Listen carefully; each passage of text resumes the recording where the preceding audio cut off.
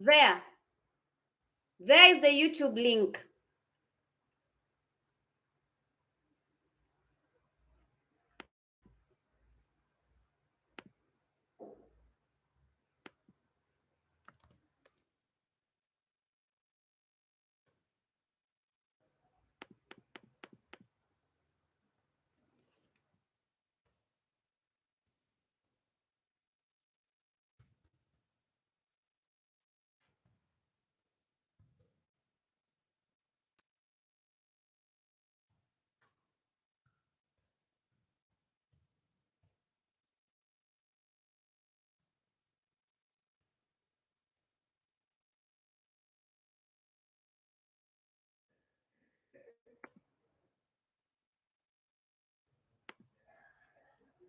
I advise that you leave and go to YouTube. Just click on that.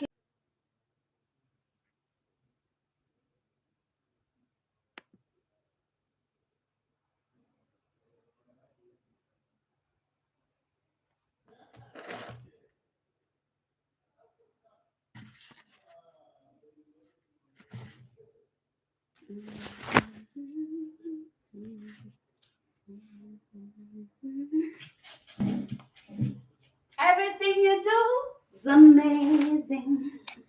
You don't go crazy.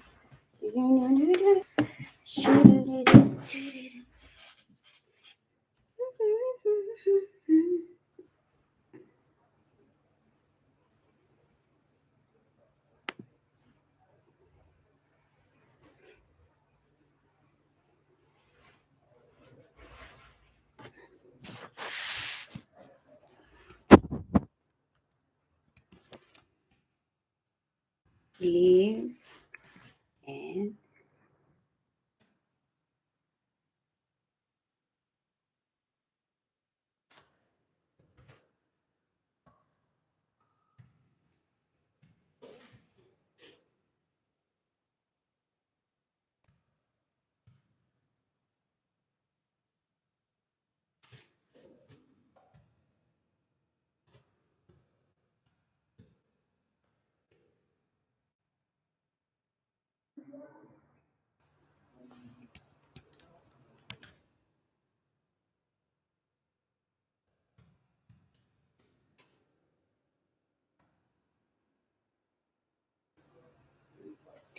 this platform is not working well. It has been problematic the entire week. So I am saying, please leave this platform. Just leave and click on the link I've put here. I've also sent it to your classmates. Just click on it and join me on YouTube. I'm waiting for you on YouTube. I'm on YouTube live. I'm waiting for you.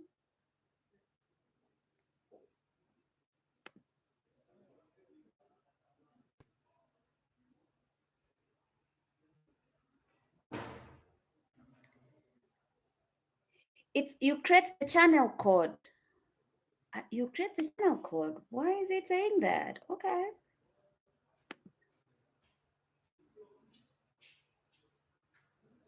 Let me see. And so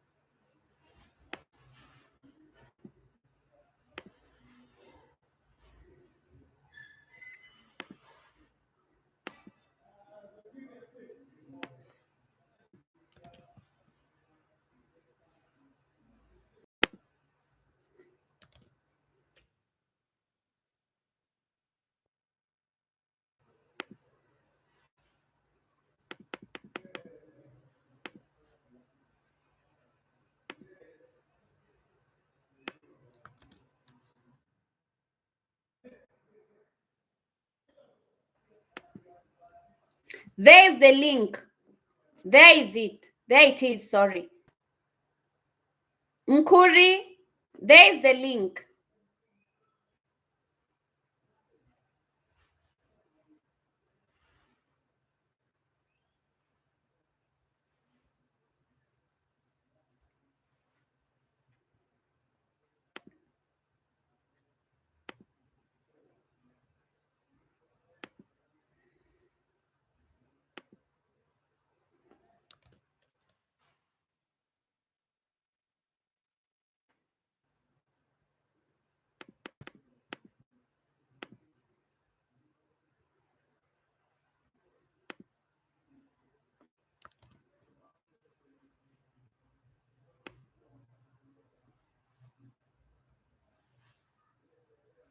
Click on that one and come to YouTube. This one, you guys, click on this link on the public chat. Just join me automatically. So leave here, go to YouTube. I'm waiting for you there.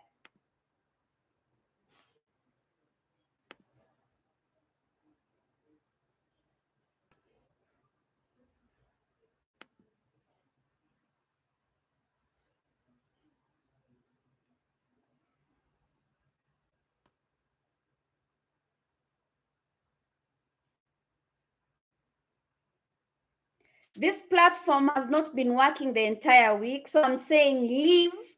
Click on this link I have put on the public chat. It will bring you to YouTube. Leave this platform, click on this link and come to YouTube.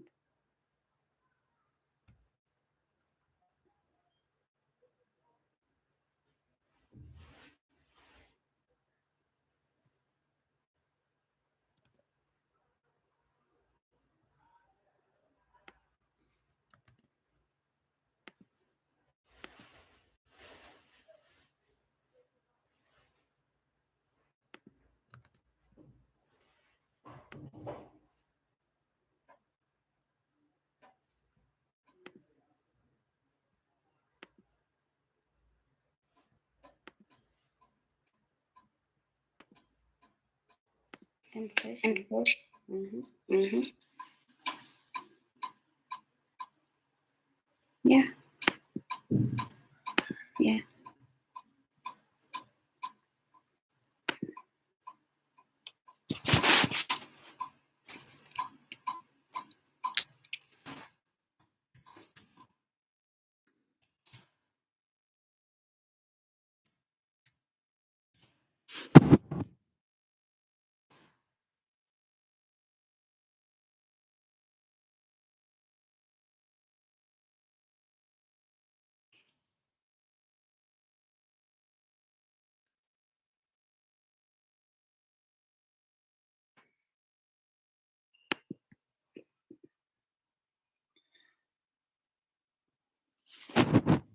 I want to encourage that you tell your classmates to come to class.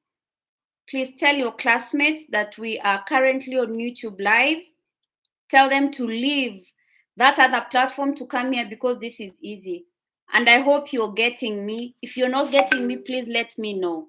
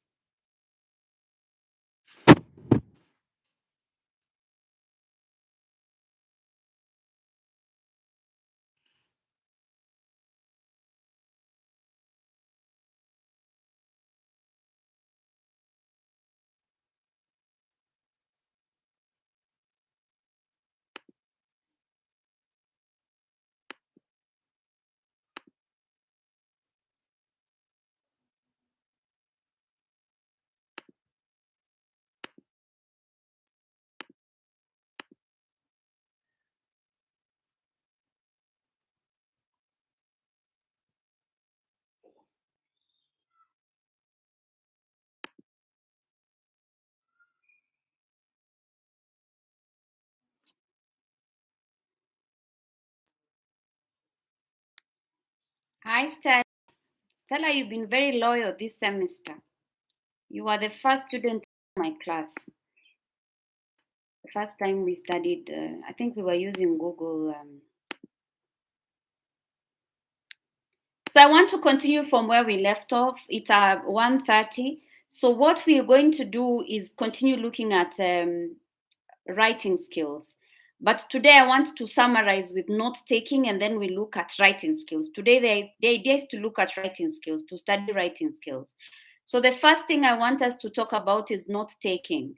I had given an idea on what we can do when it comes to note taking. I said that you must understand the lecturer's style. Different people teach differently.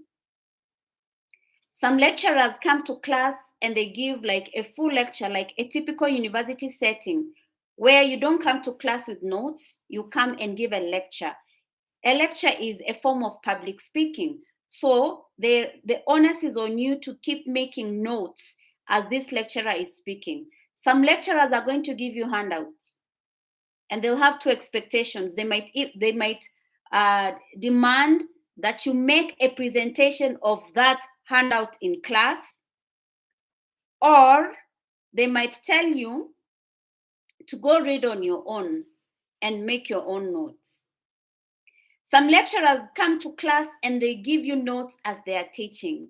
So for the next 4 years, you must understand all your lecturers and their lecturing style and adapt each class depending on who is teaching. So that's the first idea, that you must understand who is teaching, and so you adapt to their style when that particular person is teaching. The other idea is to review your notes. What does that mean? I've always preached that I want to advise that you come to class early. Why? If you come to class 10 to 20 minutes before class begins, it gives you time for you to go through what the lecturer looked at last week, so that you bring your brain up to speed to what is going on, so that you can contextualize today's class. When you come to today's class and you are not in last week's class, or you were in last week's class, but because it's been a week, you might have forgotten what the lecturer is saying or said. So then what happens is that you have learning gaps, because you can't remember what was said in class last week and why the teacher is saying the things they are saying today. So I want to advise that when you come to class early and review your notes. See what you learned last week. Ask yourself if you understood. Ask yourself if there are any questions from last week that you want to ask the teacher today. The other idea is to preview textbooks. You can do it in two ways. One, you can look at the course outline. For example, our course outline is on the landing page. After the announcement, beneath it, we have the course outline. You can see everything that we are supposed to learn this semester. And I hope that you have done that. That you've gone there and you've seen the things that we are supposed to study, So for all your lectures, you must always look at the course outline and see what the teacher is teaching next week. This and the thing about course outlines is that beneath it, lecturers will always put links or textbooks that you can read in preparation for that particular class. They are not put there because we make course outlines just like that. No, they are put there for you. I want to advise that you should always read ahead of your teachers. Always read ahead of your teachers. Always read ahead of your teachers. Always read ahead of your teachers, because you are going to be building your working memory, so that every time a teacher comes to class and they are teaching new concepts, you already have vocabulary from which you can understand what the teacher is saying. So read ahead. So this is what we studied last week. This is what we are going to study. I can get a book in the library. I can go to Google Scholar and I can see the things that I'm supposed to read in preparation for this class. That's essentially what I'm trying to say this afternoon. Okay. The other idea is to create a note-taking group. A note-taking group. What does this mean? There are so many people who come to class every single day, so their notes are up to date. Make friends with such people. Make friends with such people so that if you are not in class, this other person can assist you in filling the gaps. So you must always know the people in your class who come to class and they are faster than you maybe in writing. So have a note-taking group, like friends whose notes you can refer to. And that means that you must at least look at your notes once a week. Must. You don't want to wait for cut time or exam time when you're revising. That's when you realize, I skipped a page. I skipped 6 lines. And what was these lines about? No. It is always good that at the end of the class, before the next class, you know that your notes are up to date. If there are examples or pictures or charts or maps you didn't put down, get somebody else who did and fill in those gaps. So, because learning is harambe, you're not going to learn, no one learns as an island. We learn together and we move together. The other idea when you're making notes is to use abbreviations. And don't use an abbreviation that you're going to forget. Use an abbreviation that you can always remember. Use an abbreviation that you can always remember.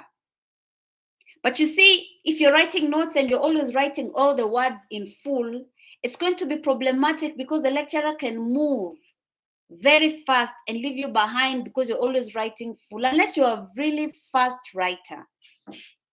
Okay? The other idea is to take down only the important points.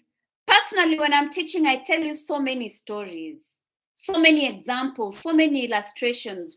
You must always be conscious to know when I'm saying the main point, the supporting point, when I'm giving examples, when I'm giving illustrations, so that you don't put down everything. You notes are supposed to be, you put down the most important ideas. All right. So I am done with looking at note taking. I have finished teaching note taking. I taught you time management last week. Yeah, I think I did.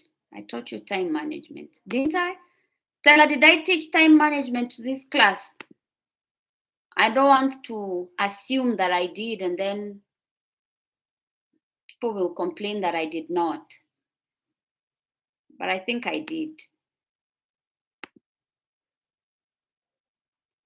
Stella, did I teach time management? Great, thank you. I did. I said there are 3 things that a student must think about when they are doing time management: adapting, awareness, and there was a third one. Anybody who can remember, you can put it on the chat section. Tell your classmates to come to class. Very good, thank you. Thank you. Now we can move on. So generally, I want to share like 5 tips on studying in university, and then now we move to looking for online sources when you're doing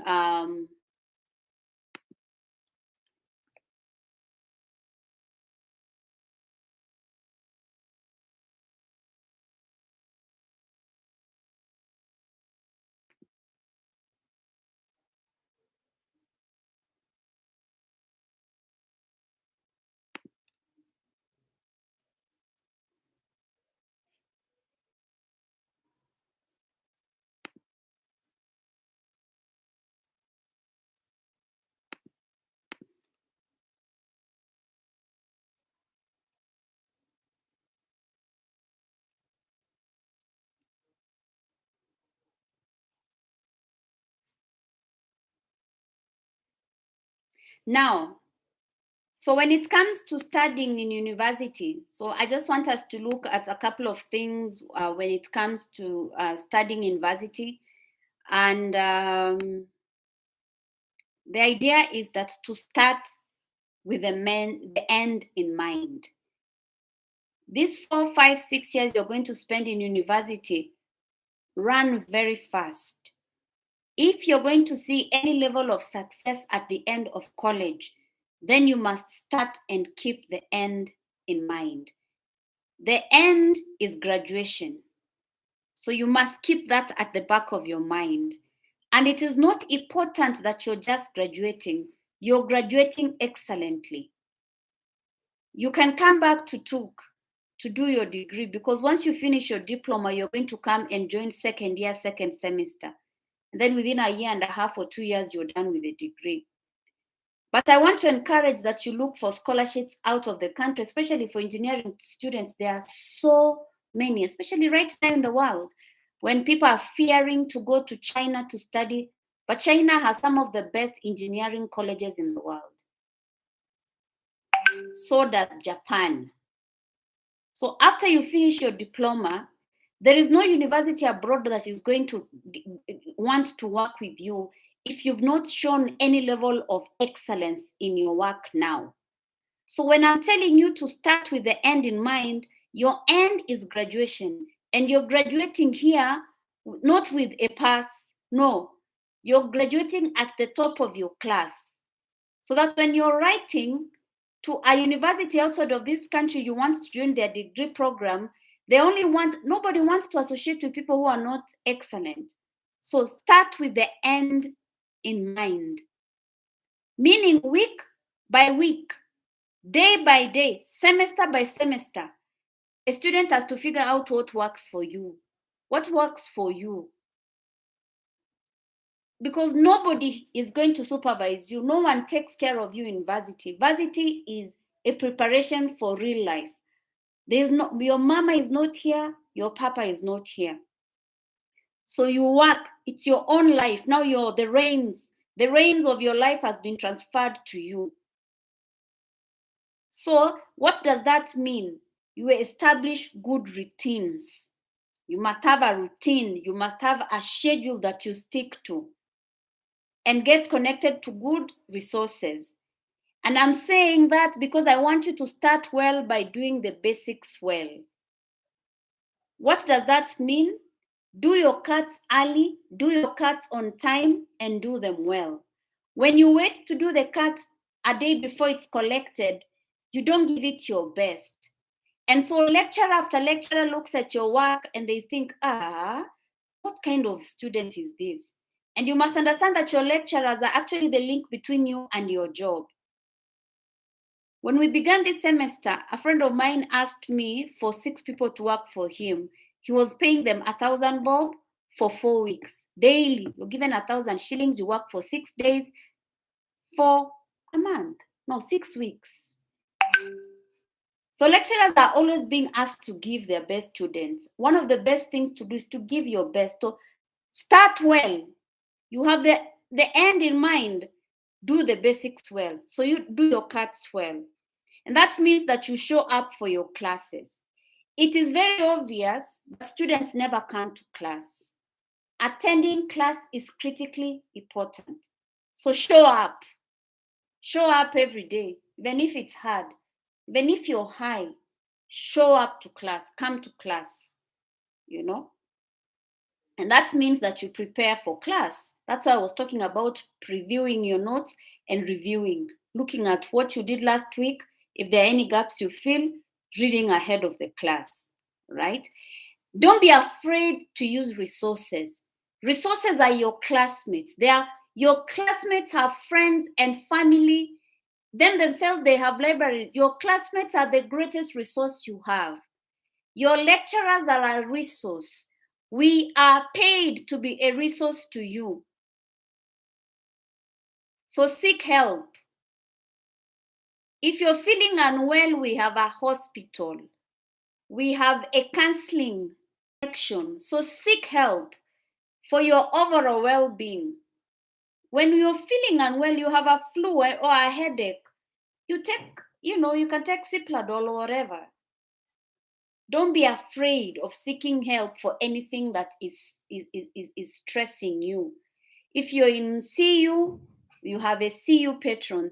The Muslim students have a Muslim patron. The SDA students have an SDA patron. Seek help for your overall well-being and stay engaged with your lecturers.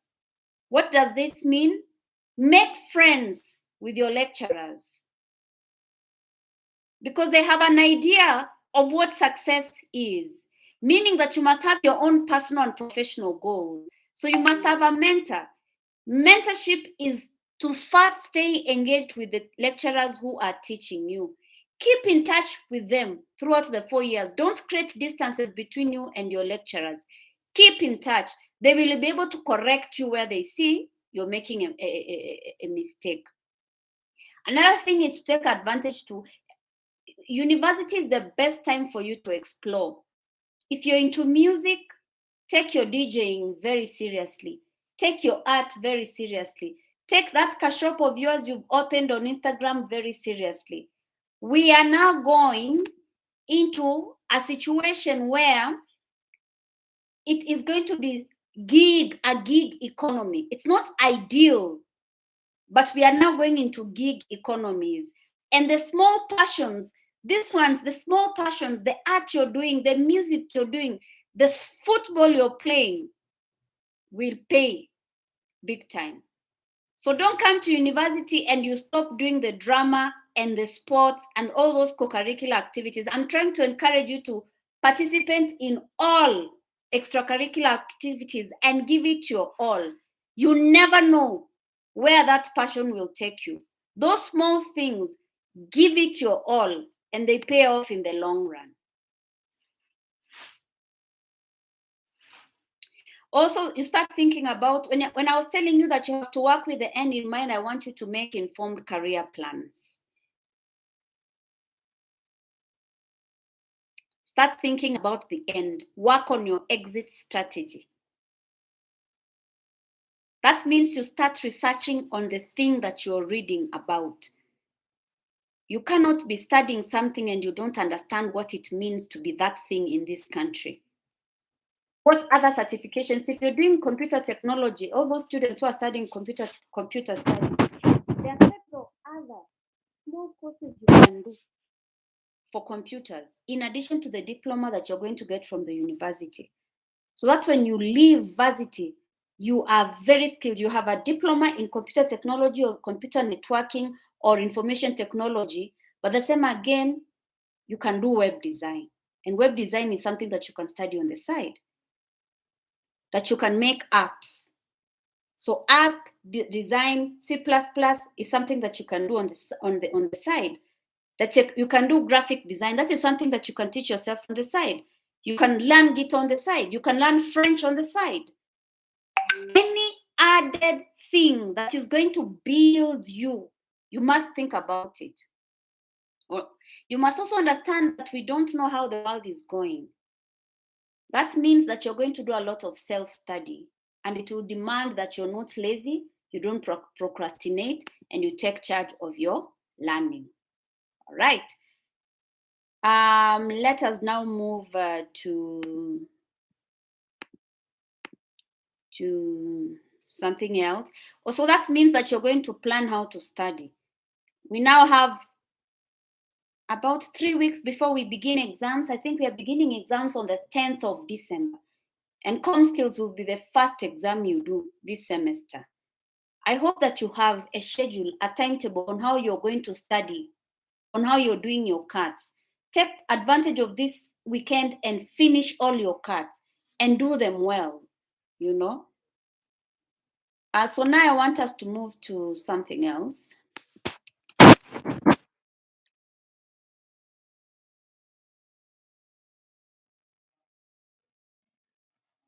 I want us to move to something else.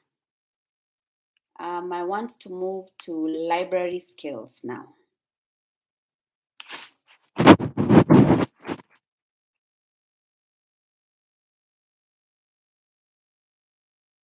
Guys, I'm seeing you on the chat section and you're trying to turn my class into a marketplace.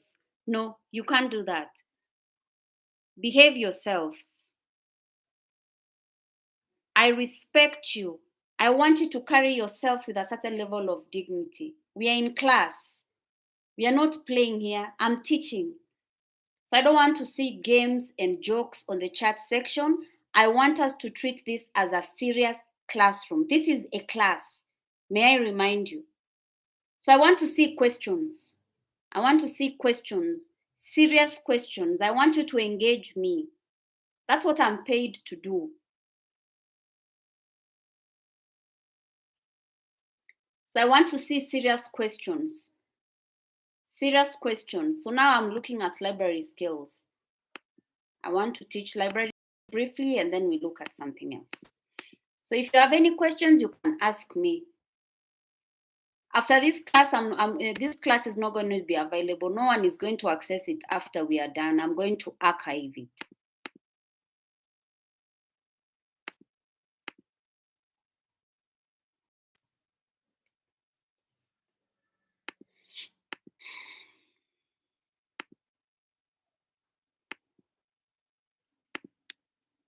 So I want to look at library and basic research skills. I'm teaching you basic research skills because now lecturers are giving you assignments. I've already given you an assignment and you're supposed to research assignments. I want you to always give your best in this assignment. And so I want to teach you how to research for sources online and how to do your assignments. That's what I want to teach right now. What I'm trying to say is that when you're doing scholarly work,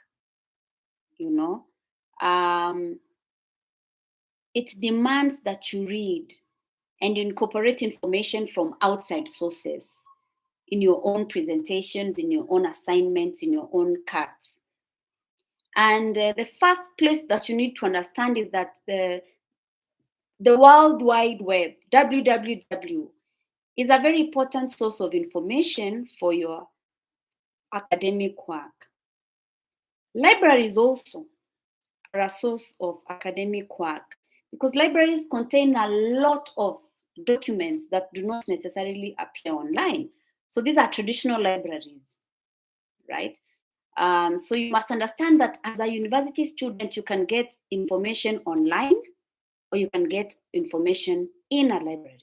You must also understand that libraries these days have online sources, right? So now this class, for the next couple of minutes, I want us to talk about the challenges that we might face when we want to access information, any form of information. For those who come from humanities like me, say literature or philosophy or religion or art or music, we study human society, we study all aspects of human life, human society and cultures. We use records and we talk to people and we use literary works and we use old letters. Those people who study psychology or economics, they use experiments and they use interviews and they measure and they do observations, okay? And sometimes when you're going to do your research, in fourth year, the university demands that you have a research project for you to graduate. You might have to go and interview other people when you're looking for certain information. Currently, university where I work, with other colleagues at work, we are funded currently by Facebook. We are doing a research on cyberbullying. And we traveled all over the country. We traveled to all universities, not all universities, like we went to the coast and interviewed universities students in two universities, went to Itataveta, went to Tutum, went to Pwani. In Nairobi, we did about 5 universities. In Kisumu, we did 3 universities. In Western, we did 2 universities. Okay? We were looking at cyberbullying and we wanted to get experiences from students who've been cyberbullied. Right? So sometimes when you're doing research or scholarly work, you might want to talk to authorities or other knowledgeable people. I said Google. You can Google information. You can use Google Scholar. I'm going to write that on the chat.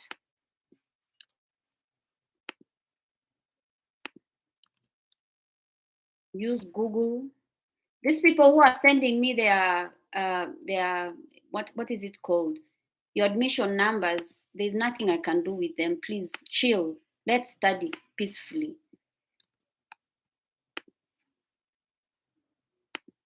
Stop sending me your attendance on the chat section. It does not help.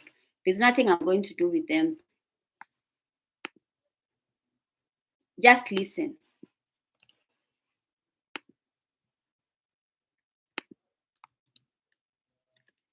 Faith Kabonyili, please stop sending me your admission numbers. Stop sending me your admission numbers. YouTube Live does not record your attendance. And I'm not recording anybody's attendance here.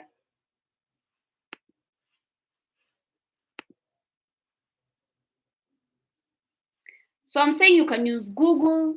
Google Scholar is the best. You can use Yahoo, so that you can do your research. Or you can go to the library. We have a library in school. There's a library in school, a physical library. I hope that you have registered and you've gotten your library card. Visit it.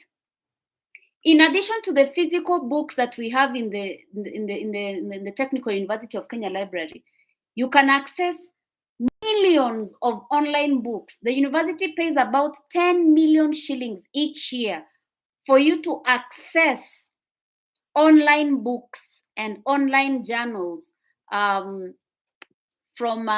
sources like Sage and Emerald.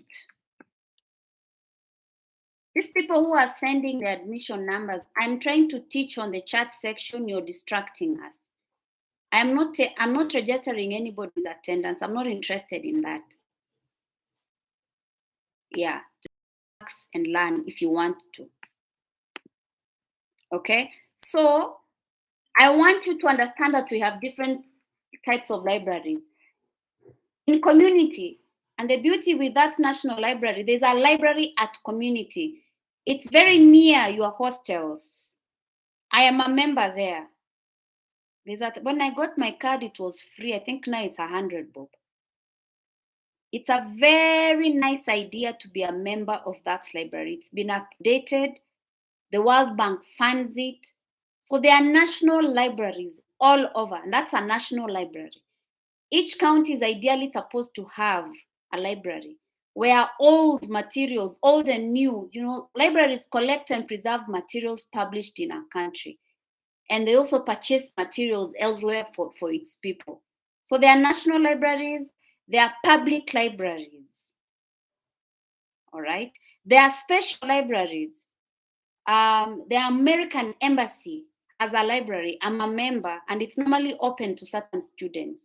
You can become a member, and that membership allows you to access many books online, up-to-date books in all areas of your study. So I want to encourage you that you can visit the American Embassy.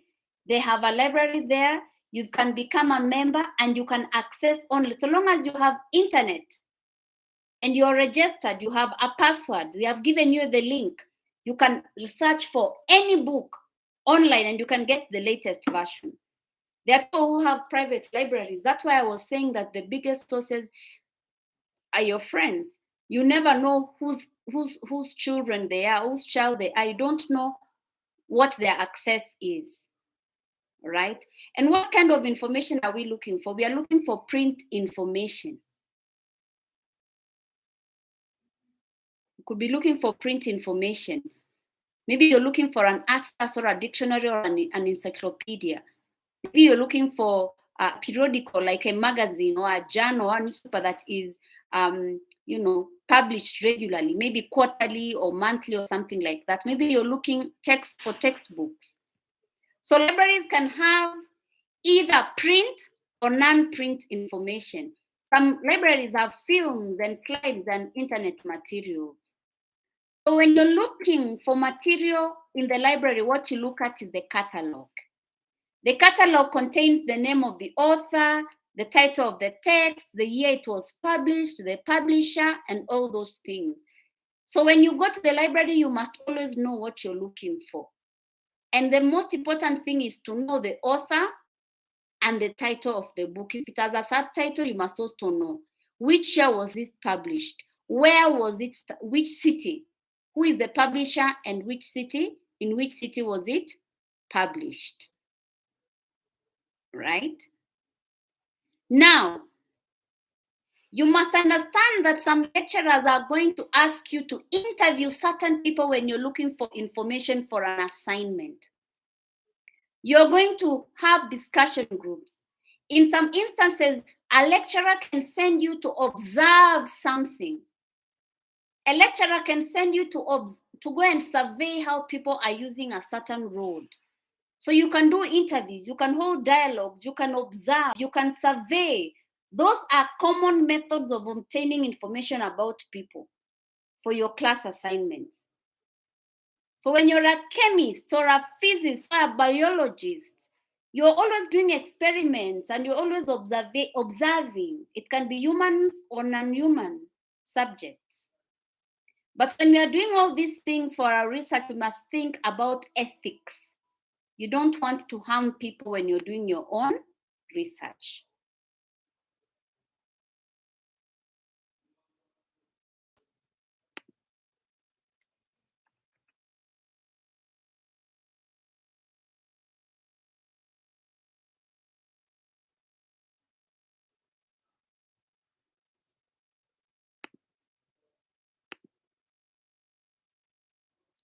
So let's continue with sources. There are websites.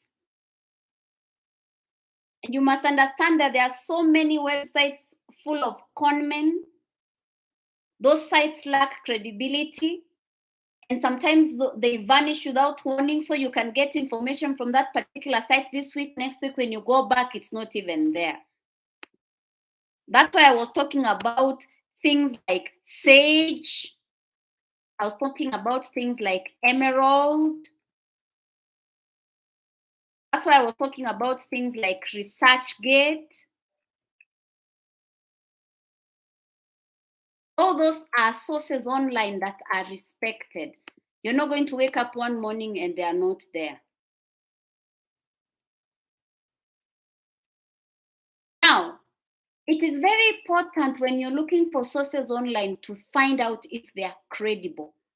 Every book, every article, every journal article, everything that you're reading for your assignment, or when a teacher sent you to read on something, you must always evaluate it for credibility. When you're looking at the credibility of the author, you must think about how well do they write? Do they use a respectful tone? Are they demonstrating a deep knowledge of that topic?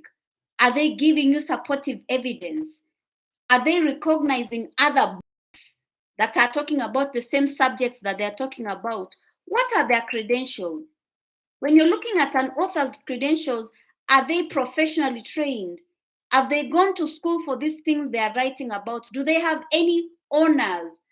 Do they have a public record of being excellent in this thing they're writing about? Do they have any experience? Have other authors mentioned them? Is there any information online about this author you're reading? Are there other reviews and other people and other books that are talking about this author's work? You must also think about the credibility of the publishers. Some publishing houses are distinguished, others are fake. Distinguished publishers have set, and they also adhere to very high standards of publication. That's why in academia we talk about refereed academic journals. Let me write it down. I want you to go and Google it. And each discipline has refereed academic journals. And some of your lecturers are editors on these journals. Some of your lecturers are editors, and actually they've been published on these journals. Sylvia Letting, this is a very good question. Google Scholar is good. Google Scholar is always better than using plain Google or plain Yahoo. Google Scholar is actually one of the best places to begin with.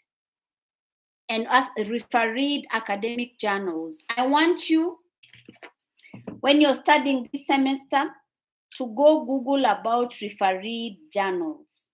You know, for those who are doing computer technology, doing engineering, those who are doing IT, those who are studying journalism, those who are doing music, those who are studying printing, I want you to take your time and look at refereed journals in your area of study and use those ones. You will always get information that you need. Okay. Now, we don't read predatory or exploitative journals. So I want you to go read on refereed academic journals. I've written it on the chat section.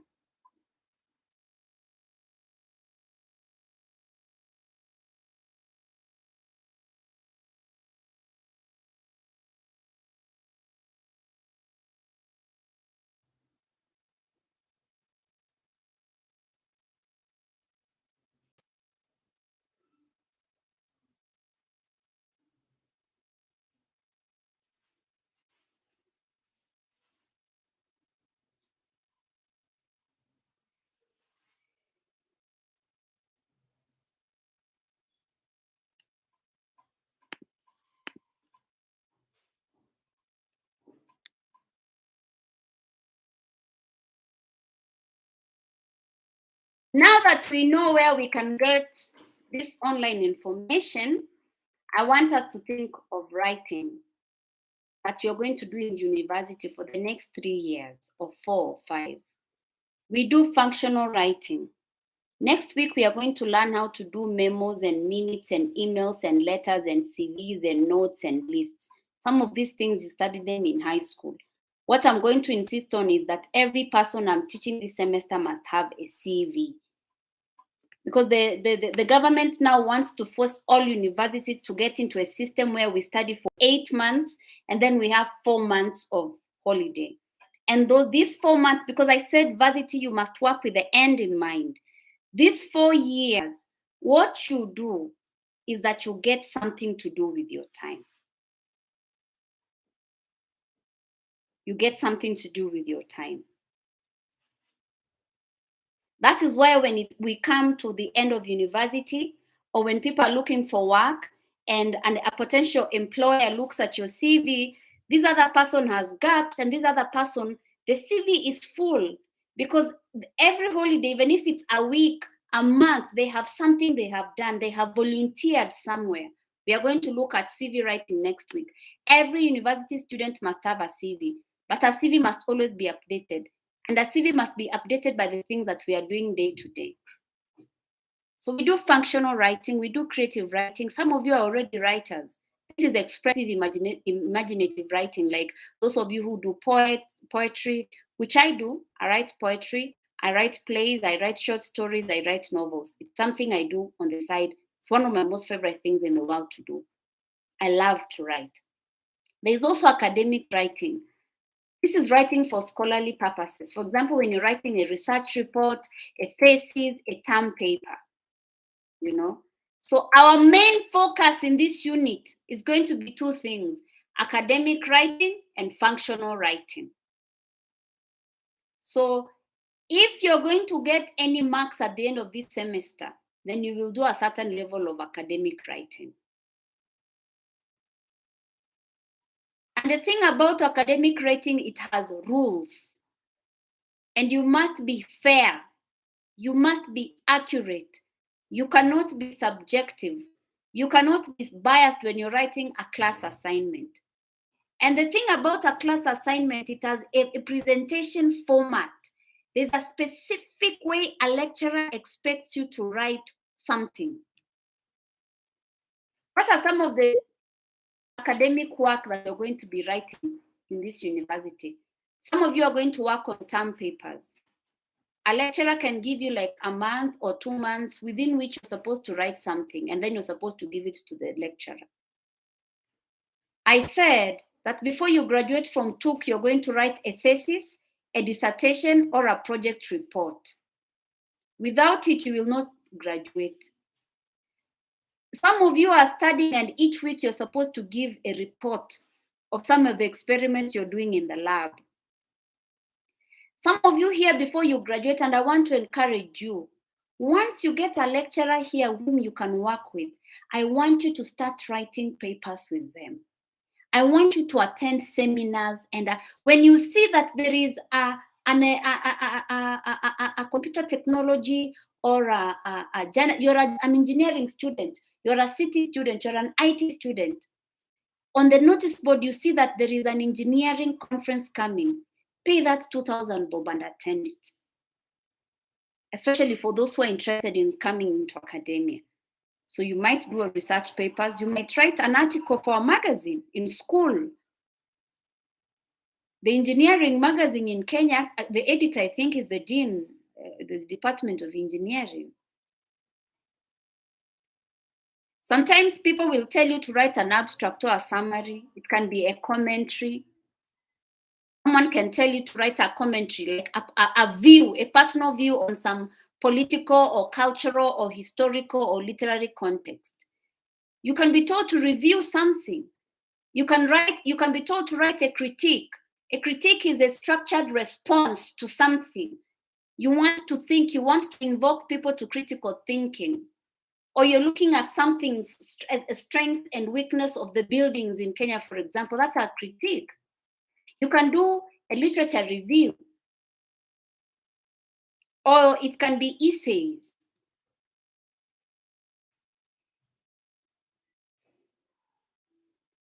And essays are what you do when it comes to cuts. Every lecturer this semester is going to give you an essay. And it can be either 300 words, 100 words, up to 5,000 words, depending on the level and the topic that the teacher has told you to write about. And when you're writing an essay, you must give evidence. It is not just a collection of your miscellaneous observations. Your own opinion about issues is powerful and good, and it's going to revolutionize the world. But academic writing means that you present your own point of view, but they must be well supported by facts and references. If you say the earth is flat, you must tell us who else has thought, which scientist has measured the world and found it flat. If you tell us the earth is round, you must tell us why you think the world is round and what is informing this opinion. Your opinion cannot be supported by we bwana wacha. Facts and references. You must have a source, an academic source, not just some blog or a blogger has said. No, must be something academic from a refereed journal, someone respectable. And we don't even write essays in first person, like I went, I did. No. We use the third person. You must consult your lecturers on how the voice they expect you to use in an assignment. You know? And there's different types of essays. It can be an exposition. Let me see if there's any questions.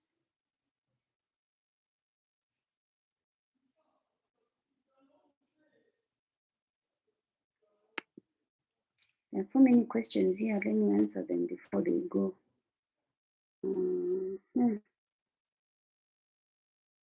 Bonnie is asking very important questions. Shout out to you, Bonnie. You're asking very different questions. I will teach about my loft next week. And Bonnie, you've seen on the charts I've written something known as refereed academic journals. You go Google what refereed academic journals. But I've given an example of Sage, Emerald, ResearchGate. Those are just examples of refereed academic journals. That's why when I was saying that you go researching, how you differentiate is that don't use Google, use Google Scholar, because Google Scholar gives you academic sources. I am not saying that you limit yourself just to academic sources, but try academic sources. And I said that when you're looking at a website, how do you differentiate it? You must understand who is running it. Is this person respected? Is it a professor? Or it's some charlatan? Yes, you can use our website for your assignment, but who is running this website? What is the politics? Who is funding this website? Who is the publisher of this website? What is their politics? What is their view? You must think about all those things.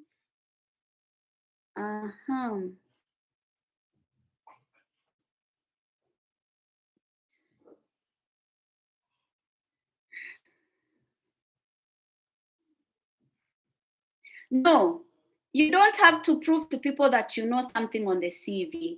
You indicate if you have a skill, you find a way of writing it on the. This is a very important question. Let me put it down. I'll teach it next week when I'm teaching CVs.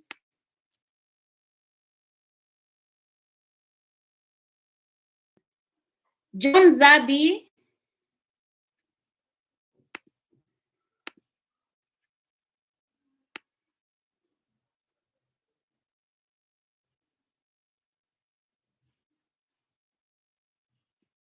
What about references? Can you give the sources? Stella, if I haven't, and I am not sure I've understood your question. If you rephrase it, I might be able to answer it. I'd like to answer your question, but I don't understand it. When you're saying, what about references? Can you give the sources we have listed above? Which sources did you list? Like Sage? Yeah, you can. I want. Sylvia Letting, next week I'm teaching about CV writing. Please come to class. I'll be teaching CVs next week, and you can ask questions on CV writing and interviews and all those things. That's what I'll be teaching next week in class. Let's continue. When a teacher has given you an essay or a term paper or a cut to a takeaway, it can be a description. If it is a descriptive essay, the teacher expects you to use vivid language to maybe describe a person, a place, or an event. So that when the teacher is reading, or if your classmates ever read your essay, they can see the picture in their own minds. A teacher can expect you to narrate. When you're telling readers about a particular event that took place, that is a narrative essay. It can be an argumentation. When you take a stand on a certain principle, you remember when we were looking at public speaking and I played for you Dr. Umar Johnson, who holds very firm opinions when it comes to race and race issues among African American people in America. Sometimes the lecturer is going to give you an assignment and they expect you to argue. They expect you to take a stand on a principle. And it's often going to be a controversial issue. Maybe feminism and those who don't support feminism. Abortion and those who don't support abortion. So your responsibility in an argumentative essay is to persuade a reader. It can be an exposition. When you are attempting to inform the reader about something, and the reader here can be your classmate or the lecturer for whom you're writing. And the beauty about the assignments we write in class, they can be so good that they can be published in a seminar paper or a conference. So take your assignment seriously. I saw in the newspaper that the university, Dedan Kimathi University, I think their fourth year students were presenting their fourth year projects before they graduate. And it happened that one of the lecturer who was in charge of the supervising the fourth year project was studying for a doctorate in Germany. And so he was able to bring German investors and lecturers from German. And some of those fourth year projects, students are going to be funded to produce apps and just good business ideas. You never know what that assignment you're doing can mean to someone. So take it. So it can be an exposition. And when the assignments you're writing this semester can either be a narrative or an exposition or an argumentation. Sometimes an essay will demand that you do all those things in one essay.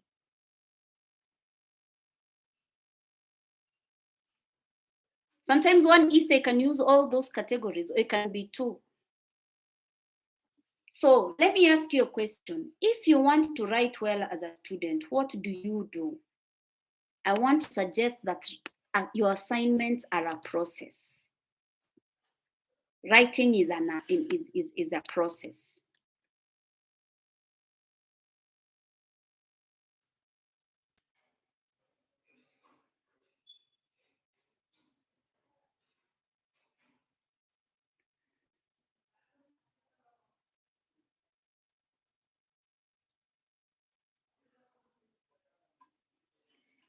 Jacqueline Modoni, you are asking me a very good question.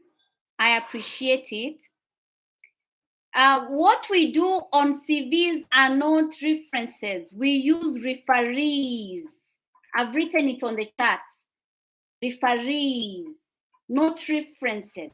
References are for writing an academic essay. When you're writing a CV, it is not references, it is referees. What does that mean? That there's people who know you and can vouch for you. And very many, especially when you're working with nationals, like if you're working, I was consulting for ISIPE ones, and they called one of the professors whose name I'd written as my referee. And they asked, we want to work with Claudia Onsara on a certain project, and we want you to tell us if these things she's saying about herself are true. So don't just pick somebody's name and write it as a referee. It must be somebody who knows you and they wish you well. Because some people can be called on your behalf and they say bad things about you and you don't get that particular job. That's why I was telling you that be close to your lecturers. Lecturers are always great at being referees, especially when they wish you well. So in CVs, we don't use references. Referees. People I can call and they can vouch for you. People who know you.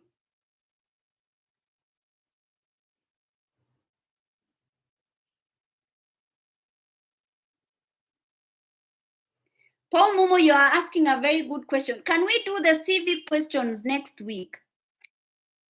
I've taken down these questions. Let me write them down. We're doing CVs next week, so.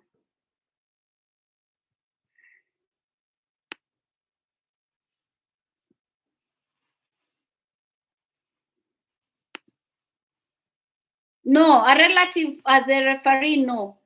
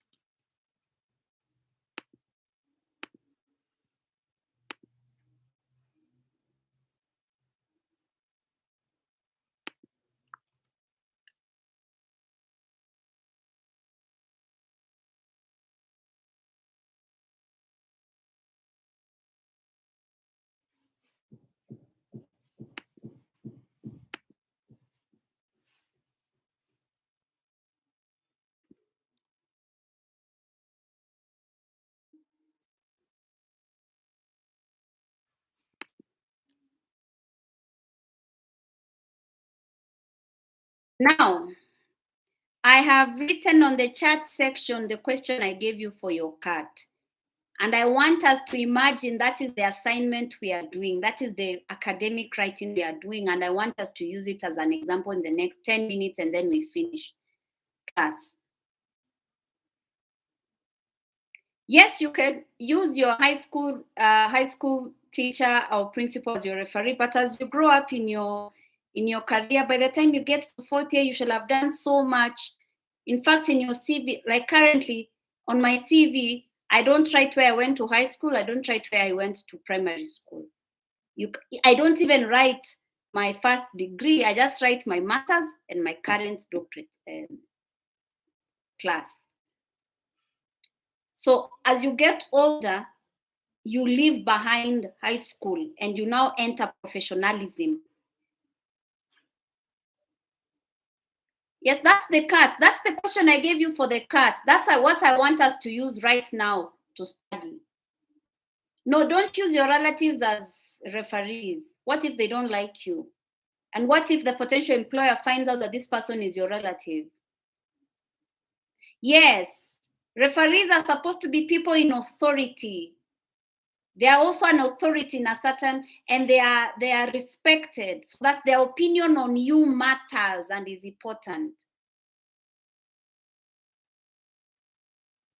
Now, I'm talking about the writing process. I'm saying that a good student must have a pre-writing session. What do I mean? That you must plan your writing. When you have gotten an assignment from me, for example, my question was, with reference to 5 of the 7 C's of effective communication, explain and exemplify how first-year students can improve their communication in online classes at the Technical University of Kenya. So you must plan, meaning that you must think about your assignment. And then you ask yourself, what is the teacher want? What does this teacher want? Who is my teacher and what does she expect me to write about? You're writing to me. I have taught you about the 7 C's.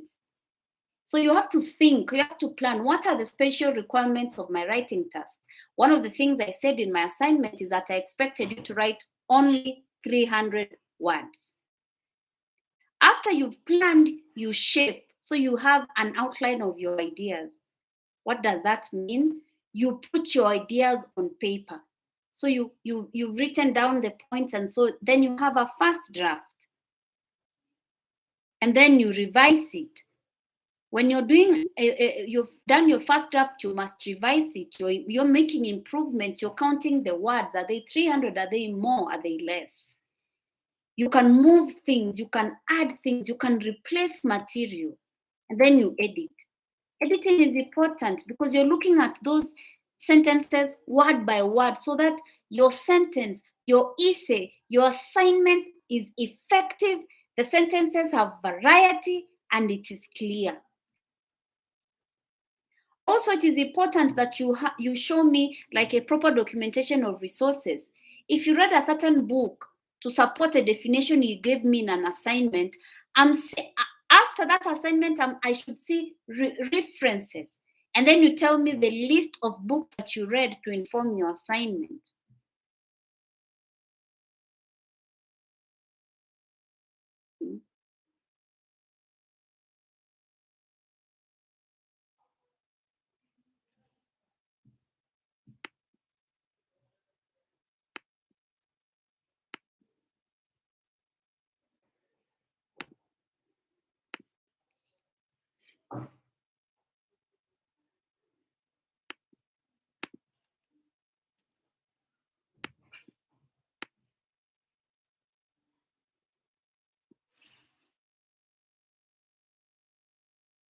So sometimes a lecturer can give you like 5 questions, then you're supposed to choose one. So think of when you're writing, any academic writing, you have to think about a topic. What are you going to write on? And then you understand who you're writing for and the purpose for which why are you writing? What is the vision? What is the mission? What is the reason why you're writing? When you have decided that, that's what I'm calling the planning section of writing. Sometimes students are assigned topics, and then there are times when you're supposed to choose your topic. And the first thing you need to do is to put down what you know about a topic. What do I already know about this thing? You write it down. You list everything you know about a topic. And then you now go read your lecture notes and other textbooks. And then you reflect about the things you're reading and what you already know about a topic.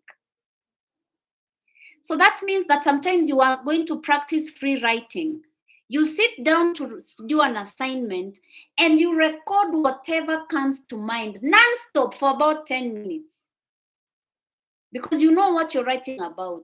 So what about you sit and you do free writing? You write something in your own words, in your own expression. So any idea that comes to mind, you list it down. That is free writing.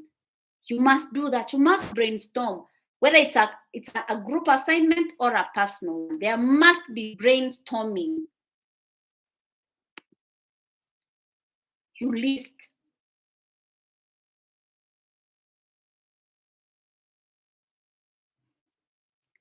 For example, if I gave you an assignment on degree programs at TUK, and I wanted you to write, the topic is degree programs at TUK. When you are brainstorming, I want you to think about who can join the diploma or degree students at TUK. If I were to tell you to write about the diploma programs at TUK, who can join those the degree programs? Which specific programs does TUK offer? When do these students join the program? Where do these students study?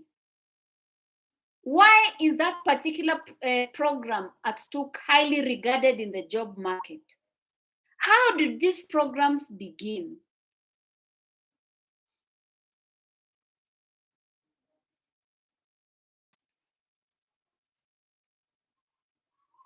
So before you write on something, I want you to narrow it down. A good assignment is narrowed down. You have to stick to something. Don't be broad. Go straight to that particular thing. And you have to always have sufficient information about a topic when you're writing. You must research. You must prepare before you write. There must be a lot of research. Good writing demands that you read a lot about this particular assignment that a lecturer has given you. And it's not just one book. You can read 4 books or 5 books. When I've sent you to read about the 7 C's of communication, don't just look at the notes. Look at what other people are talking about, courtesy or correctness, you know.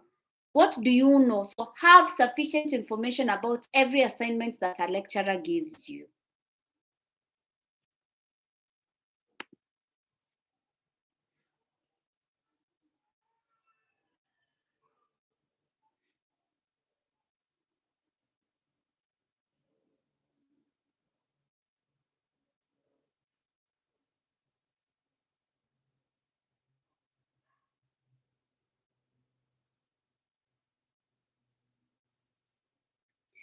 When it comes to institutions in your CV, you write the last institutions. Where did you sit your KCPE? Where did you sit your KCSE?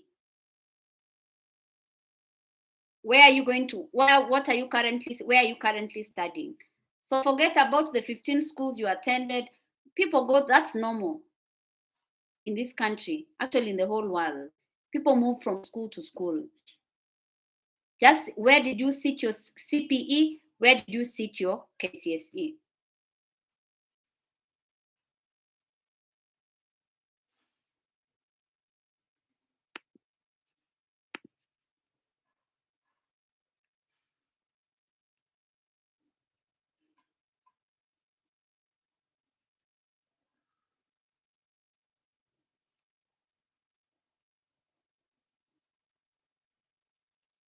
So next week we are going to be looking at functional writing. We will look at writing a letter, an official letter, and we will look at CV writing. So we'll do functional writing the entire class. The reason why I'm teaching on YouTube is because this entire week I started teaching on the other platform and people were complaining. It's been like that the entire week. I didn't want to waste these 2 hours, so I said I must teach.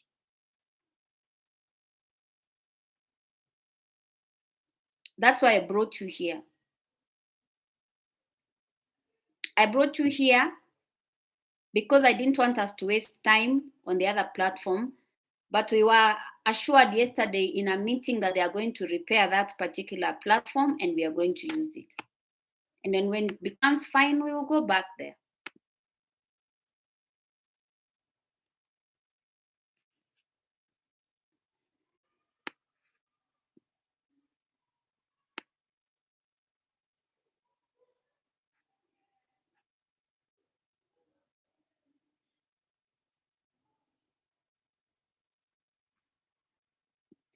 The last thing I want to teach today, please don't forget this thing is very important. Please look at the chat section. A thesis statement.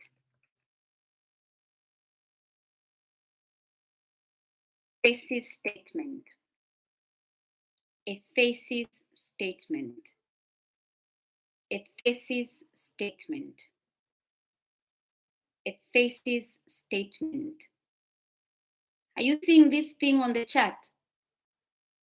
A thesis statement.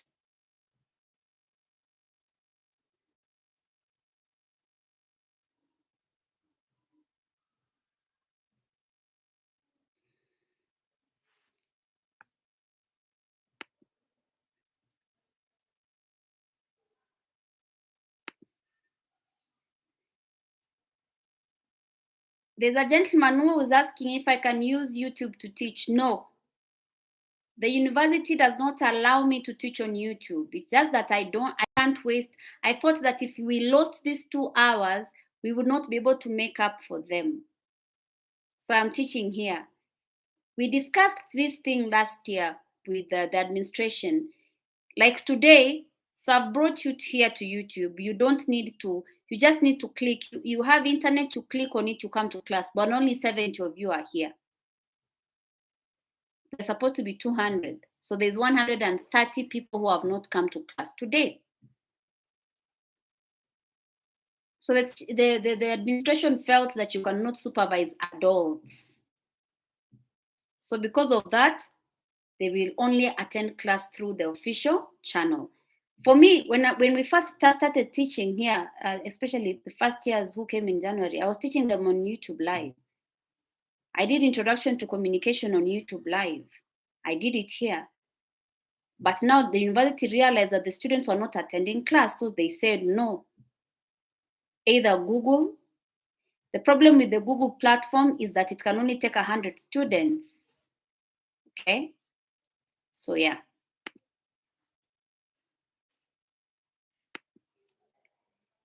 I want to suggest to you that every assignment must have a thesis statement.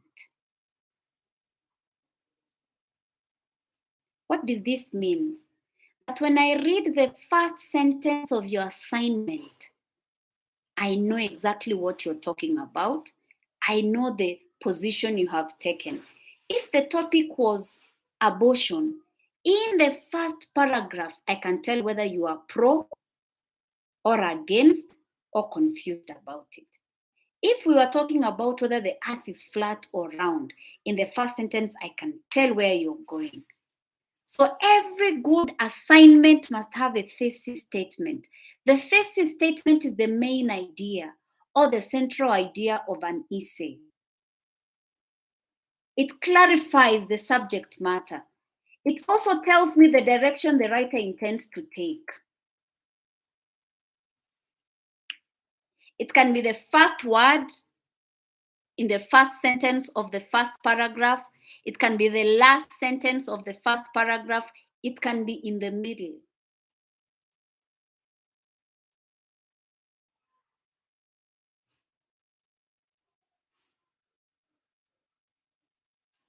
Means every good assignment, when a teacher has read the first paragraph, they can tell what the main idea is, what you're talking about. The first paragraph of your sentence, your essay, your assignment, your term paper must tell me where you're going. A thesis statement. That's why I was saying that in pre-writing, because it's pre-writing. That's where you plan. You're doing your free writing. You must write down your point of view first. And then you gather many passages or quotes or what you've seen or examples or illustrations that support your position. After you have decided what you're going to write about, you've written down your point of view, you have gathered support information from books and online sources, draft your thesis statement. And a thesis statement must be expressed in a full sentence. And it must be a statement, not a question. A thesis statement expresses an attitude, an idea, an opinion. You're simply not announcing the topic.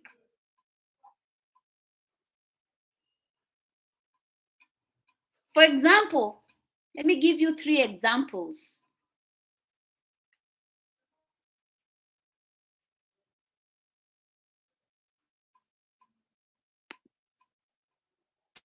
I'm giving you a list of thesis statements. How to start an essay. This is how. There's one. Nairobi is no place to raise a family.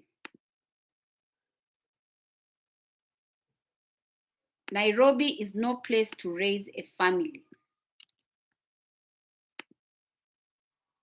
Nairobi is no place to raise a family. Nairobi is no place to raise a family. That is a thesis statement. Automatically, I know that you're going to talk about raising a family in Nairobi. And I can see that the position that you've taken is that Nairobi is not the ideal place to raise a family. Let me give you a second thesis statement. I said that every good assignment must have a thesis statement. Snakes are highly adaptable creatures that can be found in many parts of the world. Snakes are highly adaptable creatures that can be found in many parts of the world. That's another one. Let me give you another example of a thesis statement. Many students at university value grades more than learning. That's an essay somebody's writing, and this is their thesis statement. It can be the first line, or in the middle, or the last. But it's a complete statement. It is not a question, and it expresses an idea, an opinion, and it tells me the direction that a student is taking. It's no. Sylvia, when you look at Nairobi is no place to raise a family, it is not a positive thesis statement, it's negative. Even the third one I've written on the charts, many students at university value grades more than learning. It's negative. A thesis is not positive. No. Another one is here. This one is long. I love this question by Sylvia Letting. Very, very important question. As long as people continue sitting down for long hours, lifestyle diseases will continue to increase in urban populations. It's long, but it's a thesis statement. Yes, every good assignment must have a good introduction. And a good introduction must have a thesis statement. That is the sermon I'm preaching today. Every assignment must have an introduction. The introduction must have a thesis statement. A thesis statement has a clear subject. It has a clear direction. If it is an argumentative essay, it must have a claim.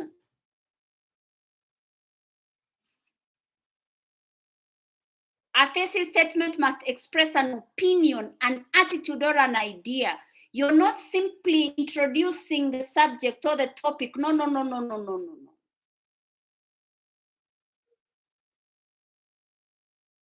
Let's think about this. If we were talking about poverty, I want you to try and type for me your thesis statement. I've told you cut 2, you're going to write about poverty.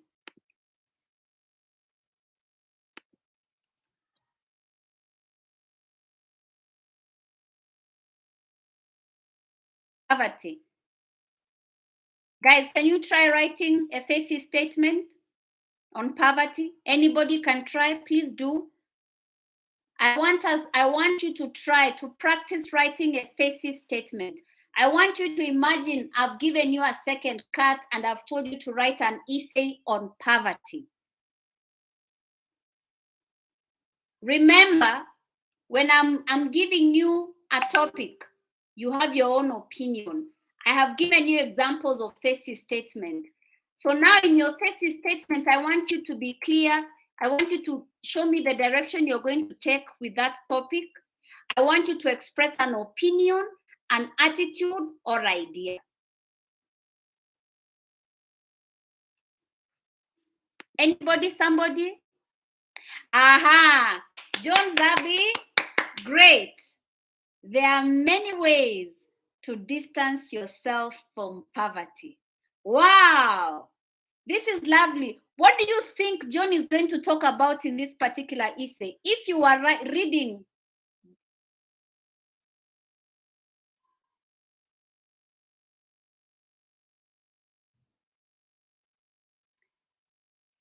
John has said that there are many ways to distance yourself from poverty. This is good. Vituko Studio have given like 3 thesis statements up there. Please scroll up. As long as people continue sitting down for long hours, lifestyle diseases will continue to increase in urban populations. I've given 4 thesis statements up there. So I wanted you to give yours, and the topic I'm giving you is poverty. So John Zabi has said that there are many ways to distance yourself from poverty. Anestas Nyagaka is saying that poverty can only be eliminated by improving our leadership. Yes. So when you look at John Zabi, he is going to write about ways to make sure that you distance yourself completely from poverty, even if you grew up in. That is the impression he has created in me as a reader. Anestas Nyagaka, when you read please read the comment section. We are looking at people's thesis statements. Poverty can only be eliminated by improving our leadership. So he is saying he is linking poverty to leadership. Correct? Sylvia Letin, as people continue to negate the small opportunities, poverty will always increase. Sylvia is suggesting that every small opportunity we get is always a way of running away from poverty. So she is looking at opportunities versus poverty. Wycliffe Kamato has an even more dramatic thesis statement. He says that poverty is the root of all evil. Victor Getachew is saying that global poverty is a problem that affects millions of people around the world every day. Bonnie is saying, very controversially, that being poor is a matter of choice. This is an argumentative essay, ladies and gentlemen, that being poor is a matter of choice. Stella Njeri is saying that poverty in our country cannot be eliminated unless the government works on our economy. So she's equating economy to poverty. Bradley, ways to avoid poverty is not a thesis statement. My dear student, I want you to look at what people are writing. You can do it. Refresh this. I want you to come back with a thesis statement. You can do this. I like the way you're thinking. Now turn this into a thesis statement.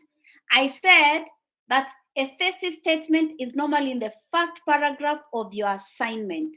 It can be the first sentence. It can be the last sentence. It can be in the middle, but it is in the first paragraph. It is in the introduction. Vituko Studio is saying that many deaths in the world are caused by poverty. Jacqueline Kaberu says that laziness will render many people to live in poverty. Just T says that poverty is generally considered as one of the most serious problems affecting human life.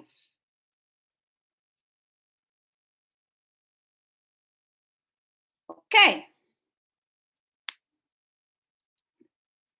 May I take some time to clap for you, ladies and gentlemen? You've understood the assignment. I am saying that not just in com skills, but the assignments that you're going to do for the next 4 years in this university, when you look at the first paragraph, does it contain a thesis statement? That means now the subsequent paragraphs in your essay speak to your thesis statement. If you have told me in your thesis statement that poverty is by choice, I want you to demonstrate to me in the coming paragraphs why you think poverty is.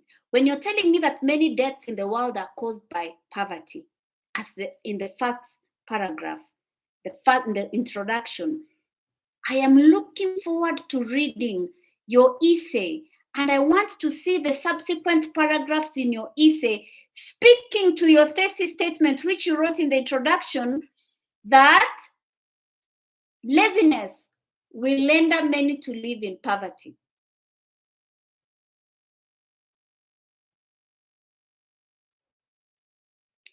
Wesley, if I have told you to write about poverty, and then you write as a thesis statement that poverty can be tackled, I want you to demonstrate to me in your essay ways in which a country like ours can eradicate poverty. So these examples you've given me here must go to the other essays you're doing this semester. Think about all the assignments your lecturers have given you this semester. Think about it. All the assignments your lecturer has given you. I want you to look at the introductions of those assignments. I want you to think about that introduction, and I want you to see if that introduction looks like the rest of the things you've written. Your thesis statement is completely different, and the rest of your essay does not speak to your thesis statement. So I'm reading your assignment, and there's no cohesion. There's no marriage. It is not properly organized. It sounds disjointed. It looks like somebody else looked at the other thing and somebody else wrote this other part. In summary, I'm saying that every assignment must have a thesis statement. A thesis statement lets me take the position you've taken, the direction you've taken. It expresses an opinion, an idea. It must be a complete sentence. It is not a phrase. A thesis statement is not a phrase. When you say poverty can be tackled, that's a phrase. That is not a complete sentence. It's not a complete statement. When you say that poverty is the worst form of violence, that is a very good thesis statement. When you say that poverty is the source of all evil, that is a complete thesis statement. And so the expectation is that the subsequent paragraphs build on your thesis statement. What you give me in the introduction, I want to see it tackled in paragraph 1, 2, 3. And one paragraph tackles one idea. If you're talking about poverty is the source of all evil, maybe one, you talk about people who kill others because they are poor. You talk about people. There's a short story I read. My mother used to teach English, and there was a short story I read of a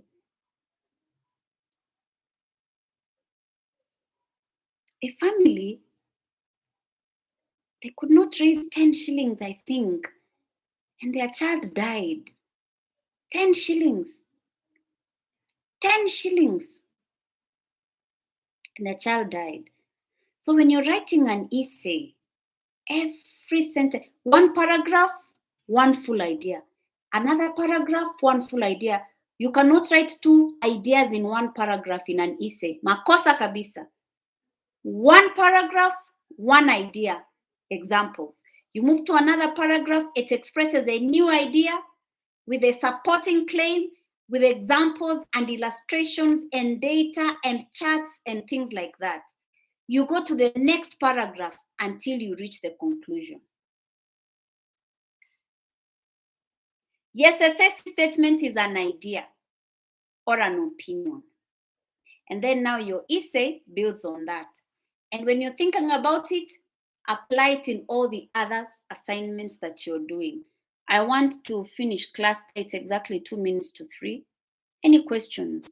What you didn't understand? Next week, I'm teaching functional writing, letter writing, and CVs. So next week, we are going to be doing letter writing.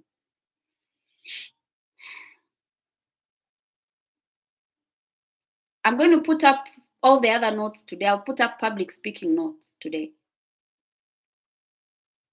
I'll put up public speaking notes today.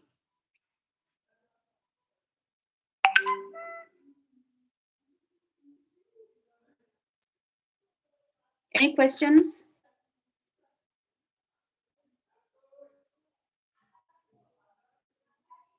A thesis statement cannot be in a question format. Thank you for the question. A thesis statement cannot be in a question. It must be a complete sentence. It must be a statement, not a question. I mean, there can be a question in your introduction, but the question is not going to express your thesis. The thesis, when I'm talking about thesis, is the idea you want to write about, your opinion, the direction you want to take in that essay. And so think about the assignments you've been given this semester. Think about them and think about how you've written them.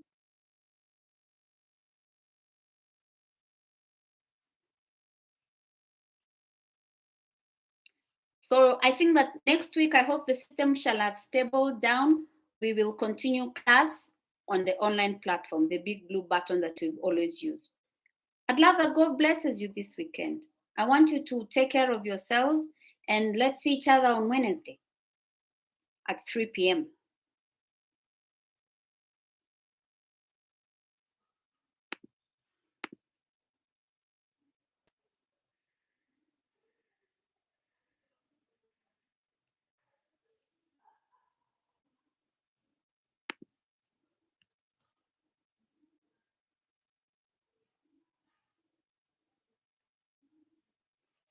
Now, you're asking me a very important question. Let me quickly answer it so that we can go.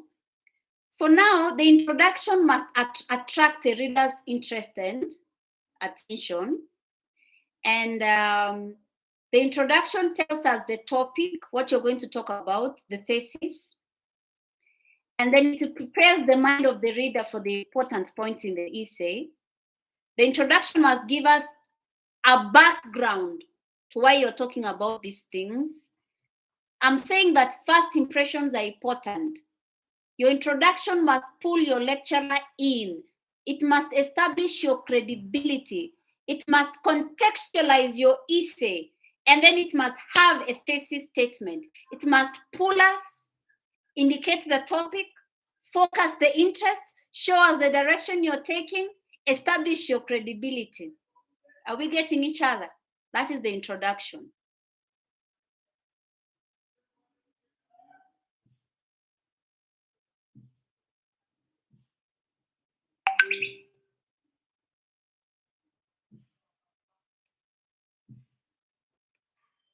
There's a student who's asked me about the conclusion. It's a very important question, and that's where I'm going to. What I'm trying to suggest is that when you're writing and you've come to the end of your essay, you want to bring the reader, in this case, who can be your lecturer or your classmates, to a logical, graceful end. Don't leave abruptly. Academic writing is not for abrupt ending. This is not a novel or a short story. You can't cut off your lecturer unceremoniously unless you're writing a poem or a short story. When you're writing a conclusion, you must stress the importance of the main point of the paper. Why? Why, when you are saying that poverty is a choice, when you come to the conclusion, you say that many people in the world feel as though poverty is something they're pushed into. So you are giving us a sense that this thing has come to an end. You're justifying why you had to write this paper, and you're giving a sense of completeness to your essay. And you're giving, you want to leave your teacher with a lasting impression of you on your essay. What can you do? You can predict. You can say that these things, that if it is about climate change, you are writing about climate change, you can point to the future. That if nations continue doing this thing, this is where we are heading to. So a summary can have a prediction. If summary can have a resolution, meaning that you're calling for awareness and action. Now that you've said all these things, what can people do? So your summary or your concluding paragraph can give a resolution. You can give a solution. If you've been talking about a specific problem, your summary should be about giving a solution. In a sense, you're showing us why it is important for this topic to be tackled, why it was useful for you to talk about this thing. You can even tell us that many people have not written about this thing in our country, and you decided to write about it. So when you're writing a summary, don't go off track and introduce new ideas in the summary. Stick to what you are talking about. Essentially, the summary is a rewording of your introductory sentence. That's essentially what I'm trying to say. So when you come to the summary, you use words like in summary, or this proves that. Or you can say that although we may not have tackled all the arguments, at least in this paper, we have tried to look at.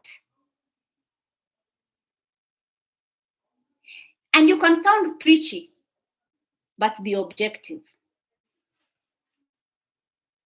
I hope I've answered this student.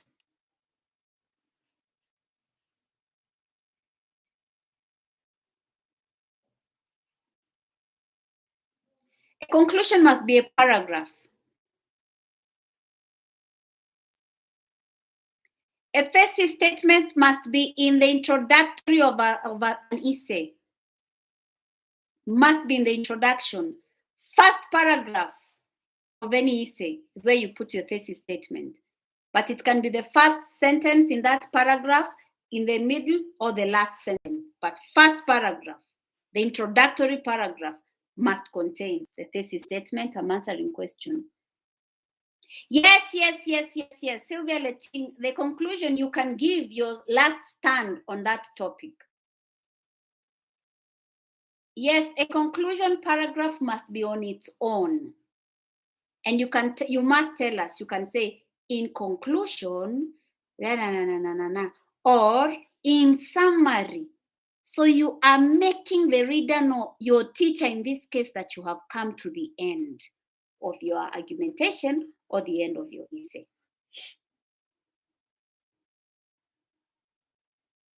God bless you. Have a lovely weekend. Bye. So I've shut down the essay. I've written down the things I'm going to talk about next week. I'll research on them, but the questions you've asked, some of the questions and the CV questions, I didn't have the ready answers, so I'm going to research on it. And then next week, I'm teaching CV writing, I'm teaching interviews, I'm teaching letter writing, I'm doing functional writing. And then I'm going to put up, in the landing page, I'll put up a question paper, a sample question paper from a past paper, and then I'll put up the public speaking notes. Yes, I want you to go and do sherehe, but be responsible and take care of yourselves. You are extremely important to us, extremely important to our country. So take care of yourselves. Have fun, but be self-preservative. Preserve yourself. A human being must always have that. When you lose that self-preservation thing, you're dead.